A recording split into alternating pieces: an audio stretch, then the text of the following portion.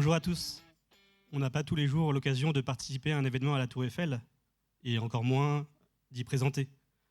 Alors, pour continuer sur le sujet de l'optimisation énergétique, j'ai souhaité trouver un sujet original. Initialement, je voulais vous présenter 2 vélos et vous demander, d'après vous, lequel a le plus faible bilan carbone. Mais puisque nous sommes à la Tour Eiffel, une autre question s'est imposée par elle-même. Quelle est l'empreinte carbone de la Tour Eiffel? Puisque le lieu est connu et que le sujet est d'actualité, naïvement, je me suis dit que la réponse devait être quelque part sur Internet. Je suis donc allé sur Google et j'ai voulu faire des recherches. J'ai épuisé tous les mots-clés, toutes les recherches qui me venaient à l'esprit, mais je n'ai pas trouvé de réponse satisfaisante. Que faire dans ces cas-là?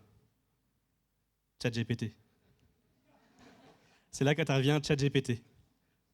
Donc j'ai fait appel à mon assistance virtuelle préférée et je lui ai posé la question littéralement, quelle est l'empreinte carbone de la Tour Eiffel? Mais comme vous l'avez dit, la réponse ne vient pas d'elle-même. Avec les IA génératives, il faut conditionner l'assistant. Il faut confronter la réponse avec son expertise. Il faut reformuler, reposer des questions, etc., etc. Bref, je vous passe la série de prompts que j'ai envoyés à ChatGPT.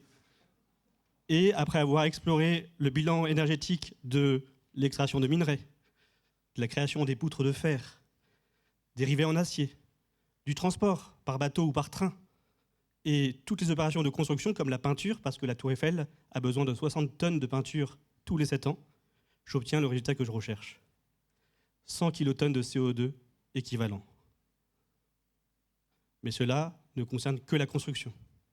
Je n'ai pas exploré les différents, comme l'a fait remarquer ChatGPT, les différents postes comme la maintenance, l'éclairage, le tourisme ou toute autre opération courante.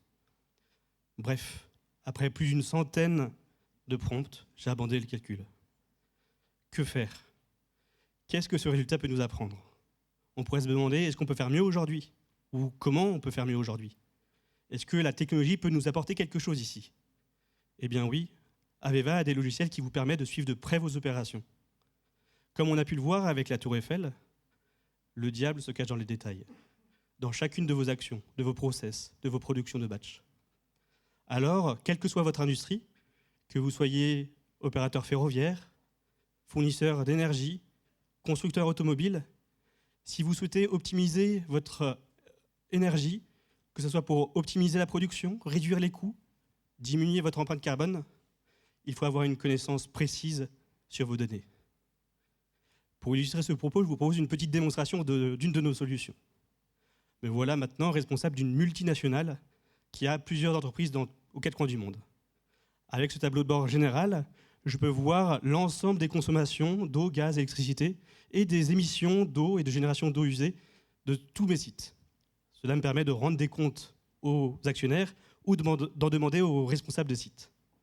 D'ailleurs, si je suis responsable de site, je peux voir le même type de tableau de bord avec ce qui rentre et ce qui sort, croisé, comme l'avait dit Guillaume, avec les données de production.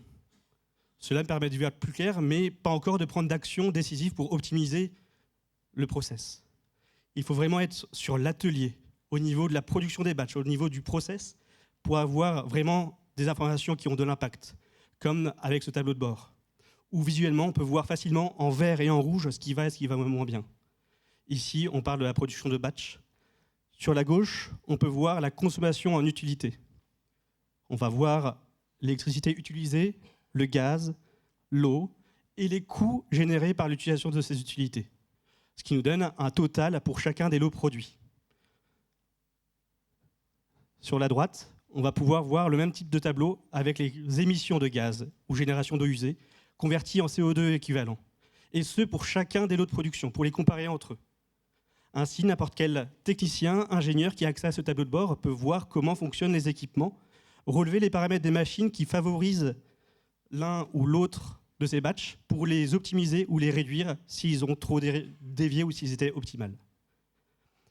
Pour conclure, je souhaite revenir sur mon exemple des vélos initial.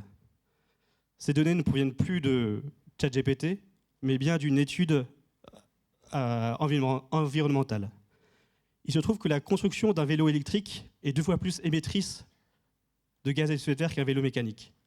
En revanche, pour faire avancer le vélo électrique, il suffit de recharger la batterie et d'utiliser 3 fois moins d'énergie humaine pour le faire avancer. Le carburant est 2 fois plus faible pour le vélo électrique.